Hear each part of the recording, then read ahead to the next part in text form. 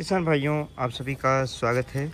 आज हम दोबारा से आपको कोलक 16202 किस्म की ग्रोथ को यहाँ पर दिखाएंगे और इसमें जो समस्याएं भी आ रही हैं उससे निजात पाने के लिए भी आपको जानकारी देंगे।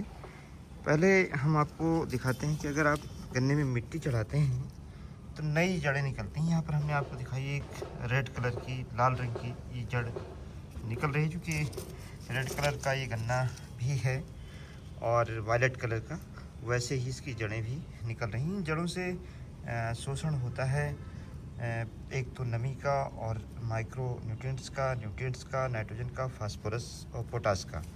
गन्ने की मोटाई अच्छी है, पोर की लंबाई अच्छी है और अगर देखें टिलर्स की संख्या भी इस गन्ने में बहुत अच्छी होती है।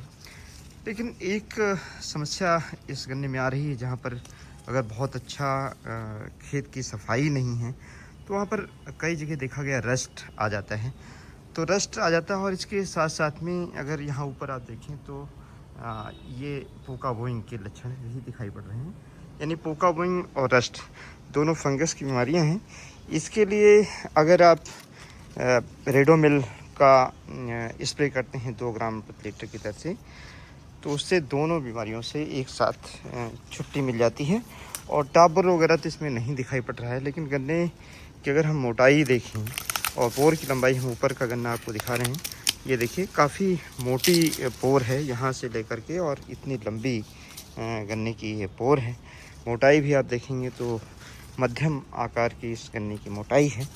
तो गन्ना एक तरीके से कहा जा सकता है कि जो 16202 है काफ़ी बेहतर गन्ना हमारे किसान भाइयों के लिए आगे चल करके हो सकता है, क्योंकि इस समय उस तरीके की कोई वैरायटी नहीं है जिस तरीके से 238 गन्ने की किस्म थी। लेकिन उसके विकल्प के रूप में अगर हम पैकेज ऑफ प्रैक्टिस को ठीक रखते हैं तो निश्चित तौर से इस वैरायटी में कम लागत में भी हम गन्ने की अच्छी खेती कर सकते हैं।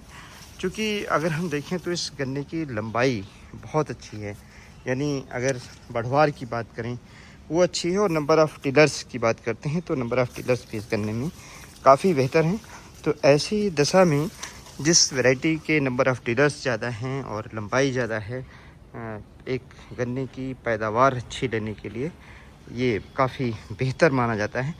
और अगर हम इसकी तुलना अपने उन गन्नों से भी करते हैं जो जैसे इस समय हम वैरायटी लगा रहे हैं 13235 लगा रहे हैं, 14201 लगा रहे हैं, तो 14201 में बढ़वार नहीं होती है और 13235 में भी स्मट आता है।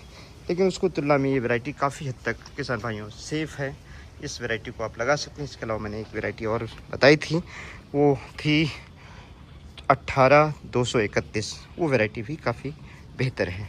अभी हम आपको थोड़ा सा 14201 भी दिखाएंगे। 14201 नॉर्मली लोग कहते हैं कि इसकी लंबाई नहीं बढ़ती है, लेकिन हमने जो लगाई है उसकी लंबाई 15-16 फीट तक भी हो गई है। अगर आप 14201 में थोड़ी सावधानी बरतें तो इसकी लंबाई, एक तो समय काफ़ी इसमें मिलना चाहिए और जो नाइट्रोजनस फर्टिलाइजर्स और जिंक का प्रयोग होना चाहिए, जिससे कि एपिकल सूट उसकी बढ़ती रहे, तो उस वैरायटी से भी अच्छा उत्पादन किसान भाई में लिया जा सकता है। यहाँ पुनः आपको हम दिखाएंगे किस तरीके से ये गन्ने का कलर है और इसकी पोर की लंबाई अच्छी है। अगर हम देखें कोई इसमें रूटिंग उस तरीके की नहीं हो रही है, यानी नीचे अगर गन्ना हम देखते हैं तो काफ़ी स्वस्थ गन्ना है और काफ़ी अच्छा हेल्दी केन इस वैरायटी का होता है। धन्यवाद। जय हिंद, जय भारत।